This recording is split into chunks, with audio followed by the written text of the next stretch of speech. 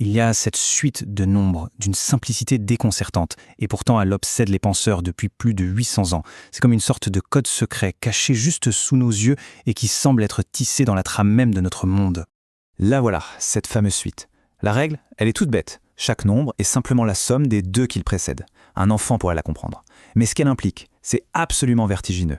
C'est là tout le mystère qu'on va explorer ensemble. Est-ce que c'est juste un hasard mathématique, une curiosité? Ou est-ce que c'est une clé, une vraie clé pour comprendre un ordre caché derrière le chaos apparent de la vie?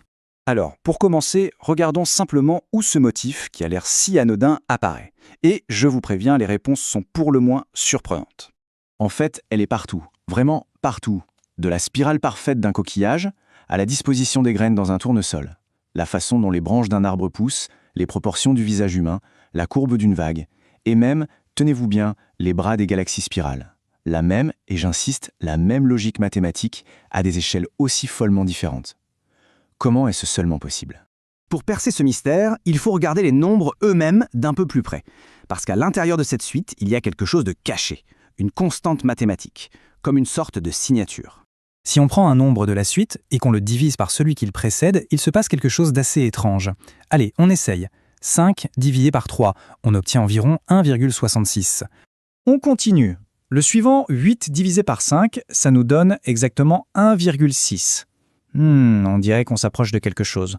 Et si on prend des nombres encore plus grands, 13 divisé par 8 par exemple, on obtient 1,625. Vous voyez le truc?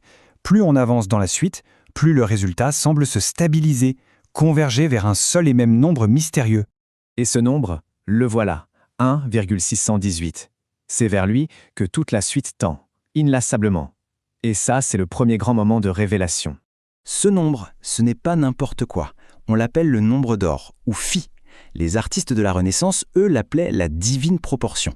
Et cette proportion, on la retrouve absolument partout, de notre ADN à l'art classique. Il faut s'arrêter une seconde là-dessus. Un système aussi chaotique et immense qu'un ouragan s'organise, se structure, selon le même rapport mathématique que l'infiniment petit, notre propre code génétique. C'est juste incroyable comme idée. Ça montre bien à quel point ce principe est universel.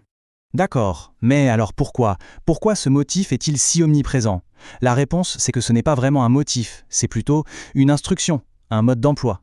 Voilà le point central. Il faut voir la suite de Fibonacci comme un programme. C'est l'ensemble des règles pour une expansion optimale, pour une croissance qui ne détruit pas sa propre structure. En gros, c'est la manière la plus efficace de grandir, tout en restant solide et cohérent. Prenons une plante. Pour survivre, elle doit capter un maximum de lumière. Si ses feuilles poussaient l'une au-dessus de l'autre, elles se feraient de l'ombre, pas très efficace. Mais en poussant en spirale, selon un angle bien précis, l'angle d'or, qui dérive directement du nombre d'or, chaque feuille reçoit un maximum de soleil. La nature avait un problème d'optimisation et la solution, c'est Fibonacci. Et maintenant, le plus fascinant. Ce principe ne s'applique pas qu'à la nature. Il semble aussi régir la manière dont les choses progressent dans nos propres vies, dans nos projets. Souvent, on s'attend à ce que la croissance soit linéaire. On fournit un effort, on obtient un résultat constant. Mais ça ne marche pas comme ça. La croissance réelle, elle suit la courbe de Fibonacci.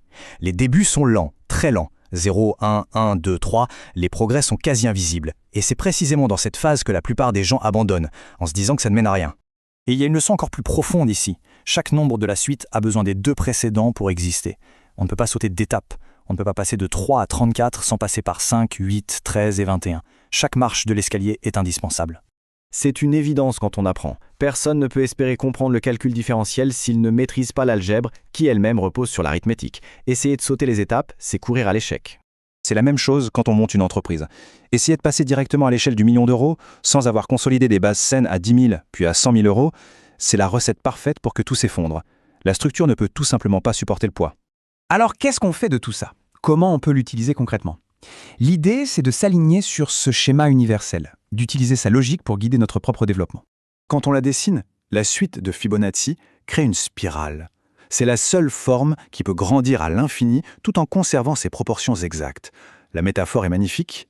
La croissance ne consiste pas à devenir quelqu'un d'autre, mais plutôt à devenir une version à plus grande échelle de ce que l'on est déjà.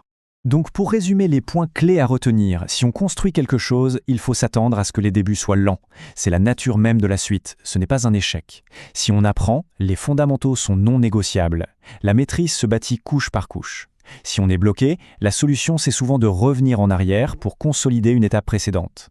Et enfin, si on est impatient, il faut se rappeler que la règle est la même au début qu'à la fin. On est simplement à un point différent de la séquence. Au final, cette suite de Fibonacci suggère que l'univers n'est peut-être pas si aléatoire que ça. Il semble y avoir une signature, une sorte de courant, une direction naturelle vers une organisation efficace.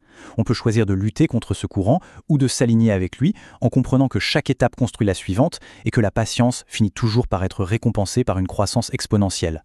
La vraie question, c'est donc de savoir si l'on choisit de s'aligner sur ce schéma et de regarder les pièces du puzzle s'assembler.